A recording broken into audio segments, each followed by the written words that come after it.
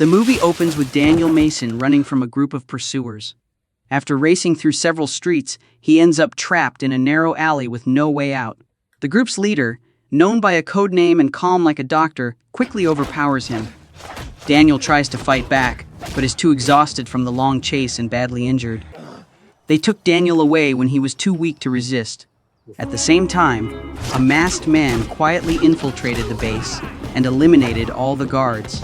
He was John Gold, a former Special Forces soldier, now working as a mercenary for private contracts. This time, his mission was to rescue a girl captured by the same group. While John advanced deeper into the base, Daniel was brutally tortured but refused to reveal any information. Daniel once served in the Special Forces alongside John Gold. Gold, the man who captured him, revealed that Daniel's parents were killed as punishment for his betrayal. He threatened to make Daniel suffer the same fate if he refused to talk. In the end, the truth came to light. Daniel was a double agent secretly working against their organization. John Gold lived alone in a secluded house. One day, he received a voicemail from a friend saying that their mission had gone wrong. Before the message ended, he heard gunshots signaling that something terrible had happened. Sensing danger, John quickly geared up and headed to his friend's house. The door was locked, but he easily broke in. Inside, the floor was stained with dried blood, revealing that a tragedy had taken place there. John grew worried and called Daniel's commanding officer to find out what had happened to him and his family. He was shocked to learn that Daniel's entire family had been murdered. Soon after, John went to the morgue to identify his friend's body. The doctor reported that Daniel had been brutally tortured before being killed with a knife wound to the neck. His body was discovered in the forest by Special Forces, soldiers returning from a mission, and the report was written by the commander of that unit. John visited the store where Daniel's parents used to buy cigarettes. Standing in the familiar place, he was overwhelmed with grief and swore to avenge those responsible for his friend's tragedy. From a distance, a stranger secretly watched him, surprised to see him there. Later, John returned to the old house, revealing that he and Daniel were not only comrades, but also grew up together like brothers. Daniel's family had treated John as one of their own. While going through a journalist's notebook, John discovered a recording that revealed Daniel had been investigating a man named Hauer, someone connected to the shady organization. The note stated that Daniel had found evidence of Hauer's crimes in Afghanistan, but there were no official records of it. John went to a bar to look for more information about Daniel's case.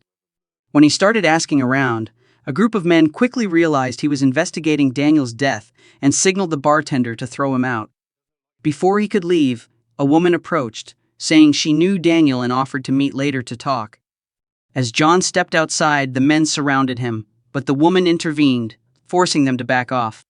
One of them warned John to leave town if he didn't want trouble. The woman named Sandra told him that Daniel was a good man who had once confided in her about mysterious criminal activities in the town. Before leaving, she handed John a key, saying it might be important.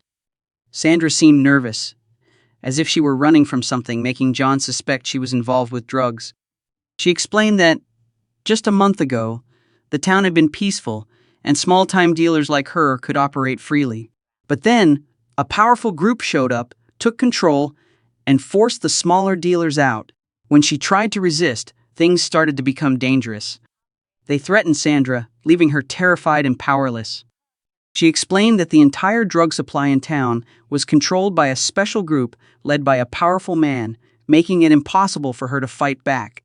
Hearing this, John decided to head to their drug distribution center. Although hesitant, Sandra agreed to take him there to avoid suspicion.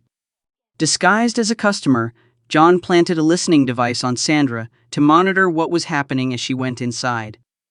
Lambert warned Sandra that she would be in trouble if she didn't uncover John's identity and the reason he was asking about Daniel's mission. John overheard their conversation and began piecing the clues together. When Sandra returned, he asked why no one in town reported crimes to the police. Sandra explained that although there was a police station, no one actually worked there. The entire town was controlled by a powerful group, with no law or order left. Later, John went back home and listened to another recording, which revealed that drug trafficking and cult activities in the town had spiraled completely out of control. Everything traced back to a man named Hauer who ran the entire operation with his crew. Hauer's second-in-command was Bamboo, a ruthless and cold-blooded enforcer. Marshall was a dangerous member with significant influence in the group. Stockwell was violent and willing to kill on Hauer's orders. Limit was a hand-to-hand combat expert, while the leader managed logistics. John discovered that on July 17, Sandra Hauer had been running the drug operation under the cover of a company called Sony Alarms. The company was being monitored by the state for its illegal activities. John realized he was getting closer to uncovering the truth behind Daniel's death and the web of corruption that controlled the town. After speaking with Lambert, Sandra grew anxious, realizing she had accidentally revealed John's location.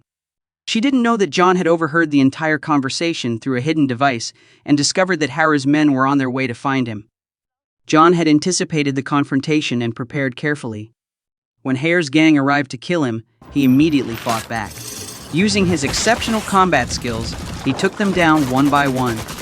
Even with their training, Hauer's men stood no chance against him and were all wiped out. When Hauer heard the news, he was shocked that his 4 most skilled subordinates had been killed. Hauer grew furious when he realized John wasn't an ordinary man and ordered his men to gather more information about him. Meanwhile, John visited a familiar spot in town once peaceful, but now overrun by crime and corruption. There, he met Rose, a local woman who remembered that Daniel and his father used to be her customers.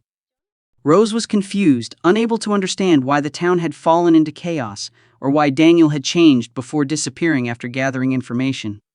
John advised her to leave, warning that the town was no longer safe for decent people.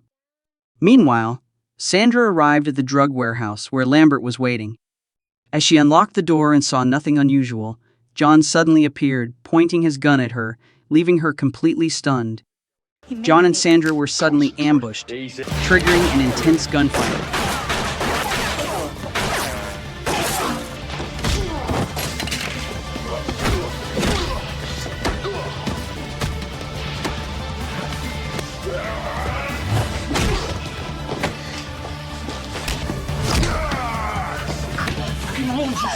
No, you gotta kill you!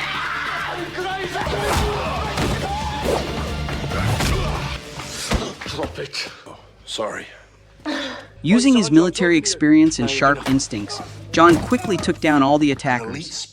Once the danger had passed, he confronted Lambert, a key figure in the drug network, and demanded answers about the Special Forces' involvement and the truth behind what had happened in Afghanistan. Cornered, Lambert confessed that their team had once been sent to Afghanistan to destroy a weapons convoy. After completing the mission, they accidentally discovered a massive stash of heroin.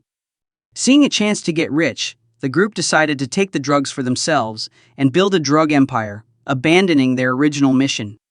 They decided to sell the heroin and expand it into a drug operation. However, Daniel, a member of the Special Forces team, found out about the scheme and strongly opposed it.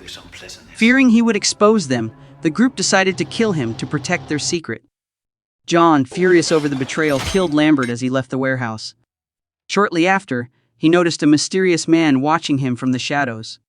The stranger wasn't part of Hauer's gang, leading John to suspect that a third party was involved.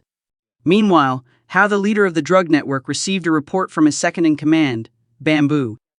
Bamboo revealed that the one who killed their men was John Gold, a former independent military operative who had disappeared 3 years earlier without a trace.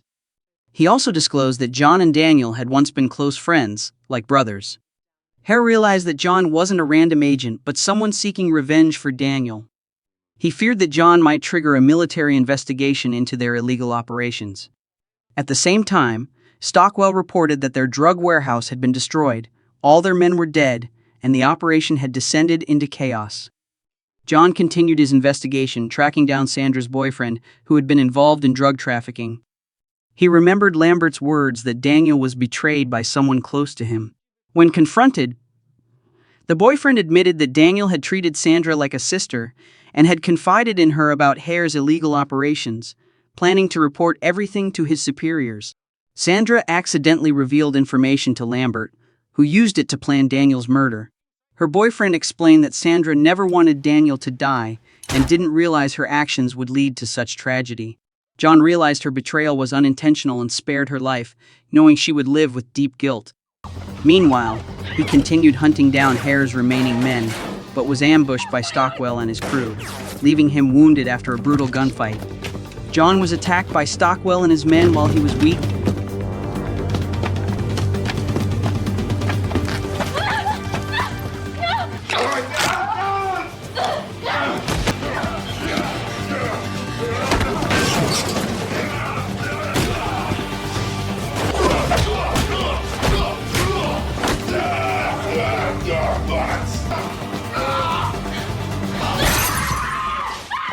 I just stood guard that night. Obviously. No.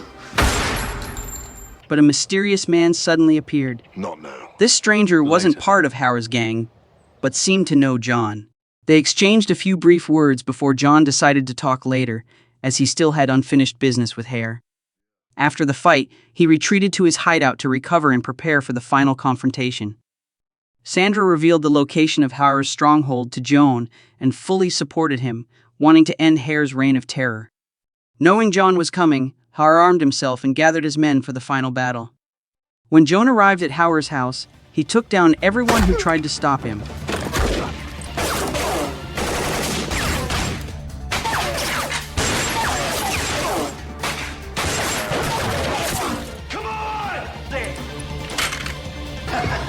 Despite his injuries, he fought fiercely in the decisive confrontation. With skill and precision, he eliminated each of Hare's men one by one.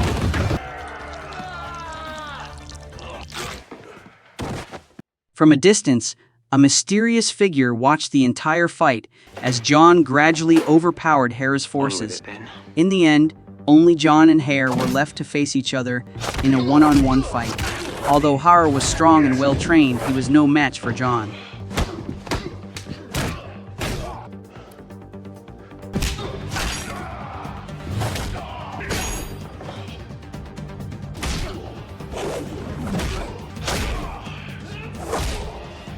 Just as Hare was about to choke John to death, a mysterious man appeared, attacked Hare from behind, and saved John in time. The man revealed that he was a former high-ranking officer sent to the town to investigate Hare's drug operations. He had been watching John all along, waiting for the right moment to intervene. Rose, a local woman, received a bag of money along with a message urging her to leave town and start a new life. John, who had always protected the innocent, avenged his friend and destroyed Hara's criminal empire. Afterward, he left the town with Sandra, leaving behind the corruption and preparing for a new beginning. John's mission was over, but his story was far from finished.